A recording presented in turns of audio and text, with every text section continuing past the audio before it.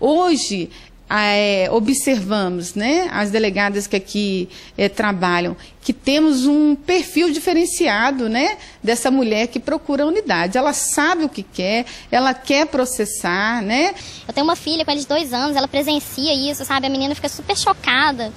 E assim, fora a violência, já teve vários outros atos, ele sabe, me persegue. Eu acho que a mulher, ela tem que chegar uma hora que ela tem que ver que, tipo assim, a gente fica acreditando que a pessoa vai mudar, que vai melhorar, mas na verdade, assim, sabe, aquela pessoa que você vê que precisa de um atendimento psicológico mesmo, não adianta, gente, tem que ter, sabe, ou a pessoa vai no psicólogo, ou então, sei lá, tem que denunciar mesmo. A lei também determina que as justiças estaduais criem varas especializadas para julgar os processos. No dia 24 de fevereiro, o Supremo Tribunal de Justiça determinou que o Ministério Público não pode mais propor ação penal nos casos de lesões sem a representação da vítima.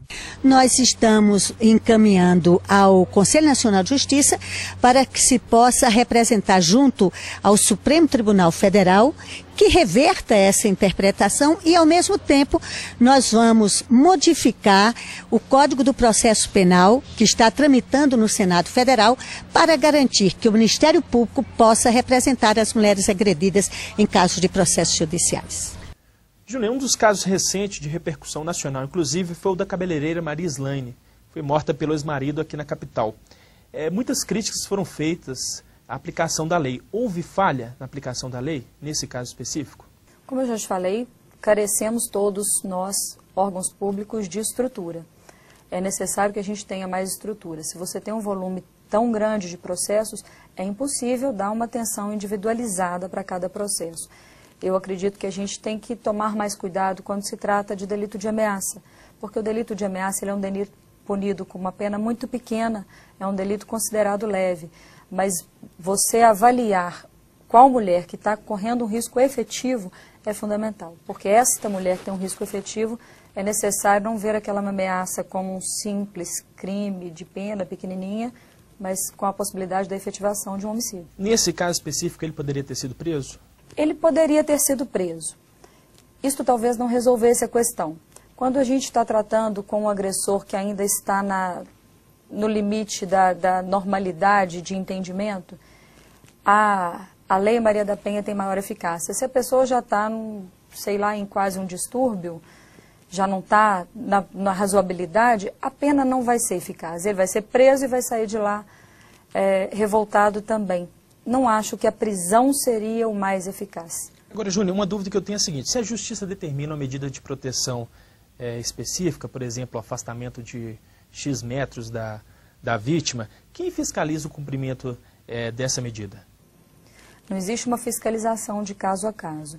O que existe é um retorno desta mulher para nos dizer, olha, ele agrediu de novo, ele está ameaçando, ele voltou, ele está me vigiando, ele está no bar da esquina. Quando a gente tem esse retorno, a gente percebe que ali tem uma situação mais grave. Então não vai ser resolvida simplesmente com a medida protetiva.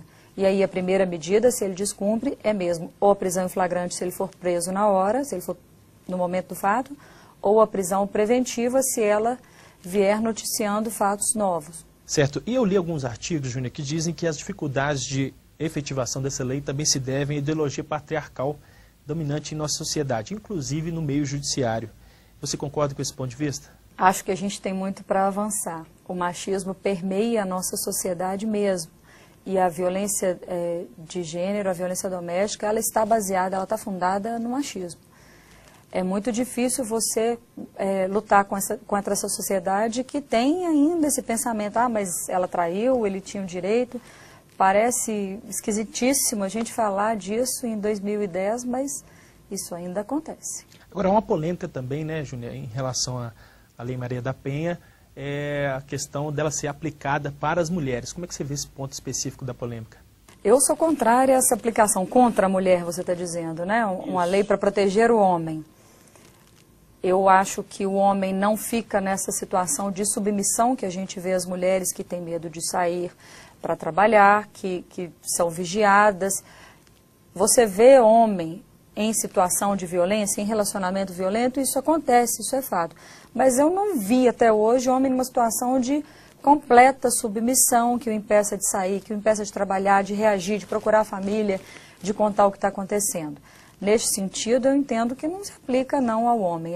O sentido do tratamento desigual às mulheres, ele tem uma razão histórica, tem uma razão de um machismo histórico. Até hoje, nós mulheres temos uma dificuldade muito maior em ingresso no mercado de trabalho e outras tantas. Este ano, Júnior, está previsto para o Supremo Tribunal Federal julgar a constitucionalidade da Lei Maria da Penha. Há algum risco dela ser considerada inconstitucional? Eu quero crer que isso não vai acontecer. Um dos pontos questionados é este que você acabou de me perguntar, se ela poderia ser aplicada para homem, então ela é constitucional porque ela trata diferente e ela rompe com o princípio da igualdade. Eu entendo que a gente só pode falar no princípio da igualdade, vendo essa igualdade de uma forma mais ampla. É fundamental que a gente saiba tratar diferentes os diferentes, tratar de forma diferente os diferentes, tratar desigualmente os desiguais. Sim, qual outro ponto que tem sido considerado? Outro ponto questionado da Lei Maria da Penha é essa questão da ação pública incondicionada ou condicionada à representação. A vítima é ouvida para dizer se ela quer que o processo continue, ou uma vez que ela fez essa representação na delegacia, que ela fez essa primeira notícia do crime na delegacia, o processo segue por ação do Ministério Público, independente da vontade dela. É uma questão polêmica, há discussões variadas. Eu entendo que não adianta a gente ter uma ação incondicionada, a ação do Ministério Público, sem que a vítima seja empoderada, que ela esteja preparada para seguir este processo. Porque a gente vai acabar tendo uma vítima que na hora do depoimento ela vai dizer, não, ele não me bateu, eu caí da escada. E aí fica pior, porque aí ela pode ser vítima de um processo depois, porque deu uma notícia falsa de crime. Júnior Román Carvalho, agradeço a sua participação e a gentileza da entrevista aqui para o programa Extra Classe. A Defensoria agradece a oportunidade de estar aqui, de estar falando para professores, de estar num programa de professores, porque o maior ganho da Lei Maria da Penha, ele vem exatamente na educação, na mudança do ponto de vista das pessoas. Confira agora as notícias da agenda.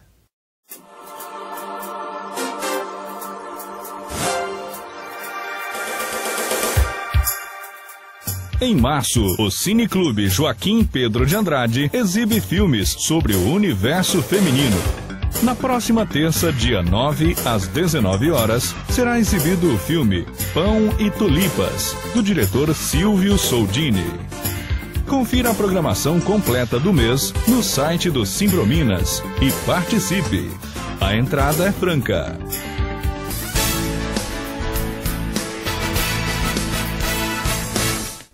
Desde a instituição do Dia Internacional da Mulher, há 100 anos, é importante lembrar que gerações de mulheres combateram a opressão capitalista e a discriminação de gênero, muitas vezes sob as mais violentas formas de repressão. De lá para cá, o papel desempenhado pela mulher na sociedade mudou radicalmente. Neste trajeto, inúmeras conquistas foram alcançadas, com destaque para a ampliação da licença maternidade, a proibição da discriminação sexual no trabalho, o direito à posse da terra em nome da mulher rural, a Lei Maria da Penha e a reforma no Código Civil. O Simprominas reafirma sua luta pelas principais reivindicações das trabalhadoras: igualdade salarial de oportunidades, creches públicas, licença maternidade de 180 dias, obrigatória e não facultativa, bem como a aplicação imediata da Lei Maria da Penha e do Plano Nacional de Direitos Humanos, importantes instrumentos de combate à violência contra a mulher. A gente fica por aqui, mas para saber mais sobre o Sindicato dos Professores, é só visitar o nosso site simprominas.org.br. Envie sugestões e críticas para o endereço extraclasse@simprominas.org.br. Um grande abraço e até o próximo programa.